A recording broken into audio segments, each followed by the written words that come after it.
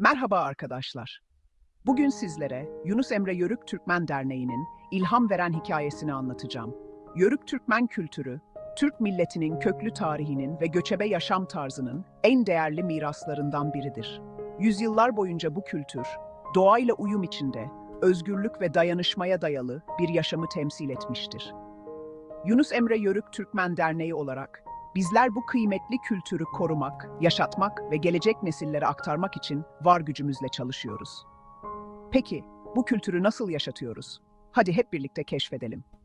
Öncelikle Yörük Türkmenler kimdir? Tarih boyunca Anadolu ve çevresinde göçebe bir hayat sürmüşlerdir. Hayvancılık ve tarımla geçimlerini sağlayan bu toplulukların adı yürüyen anlamına gelir. Bu isim, Yörüklerin sürekli göç etmelerini simgeler. Yörük Türkmen kültürü, doğaya saygı, dayanışma, sağlam aile yapısı, el sanatları ve misafirperverlik gibi güçlü değerlerle yoğrulmuştur. Derneğimizin en temel amacı, bu kadim kültürü unutulmaktan kurtarıp toplumda canlı tutmaktır. Sosyal yardımlaşma ve dayanışma bizim için çok önemlidir. Yörük Türkmen ailelerine destek vermek bizleri mutlu ediyor. Bağış ve yardımlaşma etkinlikleriyle toplumsal dayanışmayı güçlendirmeye çalışıyoruz. Peki ya el sanatları?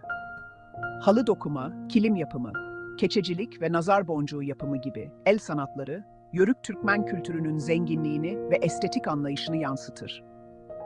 Derneğimiz, bu el sanatlarını yaşatmak ve yeni nesillere öğretmek için atölyeler düzenliyor, sergiler açıyor. Böylece unutulmaya yüz tutmuş zanaatları yeniden canlandırmayı hedefliyoruz. Kültürel etkinlikler, çalıştaylar ve şenlikler de düzenliyoruz. Geleneksel yörük şenlikleri, halk oyunları gösterileri, yöresel yemeklerin tanıtıldığı festivaller ve müzik geceleri. Bu organizasyonlarla kültürel mirasımızı topluma tanıtıyoruz. Özellikle genç nesillere bu kültürü aşılamak için şenliklerde eğitimler, atölyeler ve gösteriler düzenliyoruz. Genç nesillere yönelik eğitim çalışmalarımız da mevcut. Çocuklar ve gençler için kültürel eğitim programları ve kültürel geziler hazırlıyoruz. Bu sayede Yörük Türkmen kültürü gençlerin zihinlerinde yer edinerek nesilden nesile aktarılıyor. Geleceğe dair büyük hedeflerimiz var. Amacımız Yörük Türkmen kültürünü sadece Türkiye'de değil, tüm dünyada tanıtmak ve bu değerlerin global ölçekte takdir edilmesini sağlamak. Uluslararası kültürel projelere bulunduk. Yörük Türkmen kültürünü tanıtan belgeseller ve yayınlar hazırlamak gibi hedeflerimiz var.